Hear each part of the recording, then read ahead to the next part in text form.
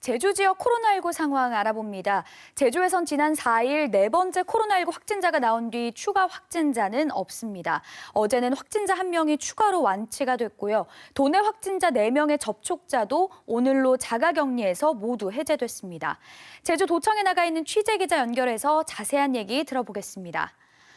자, 민소영 기자, 그럼 도내에 남은 자가격리자 규모는 얼마나 되나요? 네, 제주 3번, 4번 확진자와 마지막으로 접촉한 자가격리자 2명이 오늘 새벽 0시를 기해 모두 자가격리에서 해제됐습니다.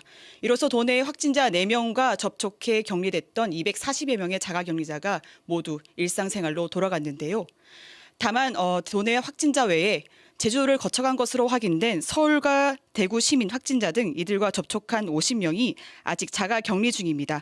이들도 이상 증세가 없다면 오는 20일 새벽 0시부터 순차적으로 격리에서 해제됩니다.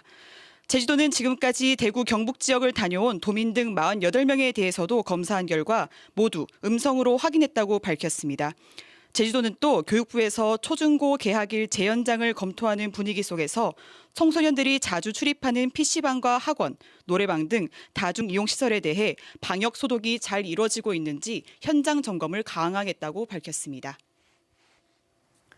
네, 전북 전주시처럼 코로나19로 인한 경제 위기를 극복하기 위해서 재난 기본소득을 도입해야 한다, 이런 주장이 제주도 의회에서 나왔죠. 네, 도의회 정책연구실에서 제주형 기본소득에 대한 소고라는 자료집을 통해 제안한 건데요. 내용을 보면요. 코로나19 여파로 인한 현재의 소비 둔화 추세는 일용직과 영세 자영업자, 비정규직 근로자 등 취약계층에 치명적이라고 분석했습니다. 그래서 이들의 생계 유지와 소비 진작을 위해 재난기본소득이라는 일종의 수당을 직접 주자는 건데요. 월 소득 220만 원 이하, 저소득층을 대상으로 한시적으로 사용할 체크카드를 지급하자고 제안했는데 도내 9만여 가구가 혜택을 볼 수 있을 것으로 봤고요. 여기에는 예산 450억 원 가량이 필요하다는 계산도 내놨습니다. 네, 이에 대한 제주도의 반응도 궁금합니다. 제주도 입장 나왔습니까?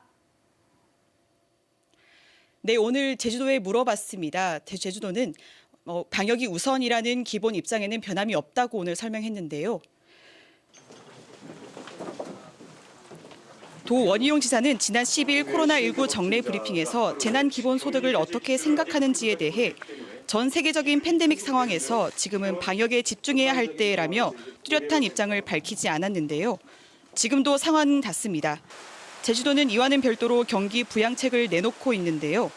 코로나19 여파로 일본 등지로의 수출길이 막히고 소비 위축으로 어려움을 겪는 수산업계를 위해 수급 안정기금 34억 원을 조기 집행하겠다고 밝혔습니다. 수산물 가공품 택배비도 올해 처음으로 지원하기로 했습니다.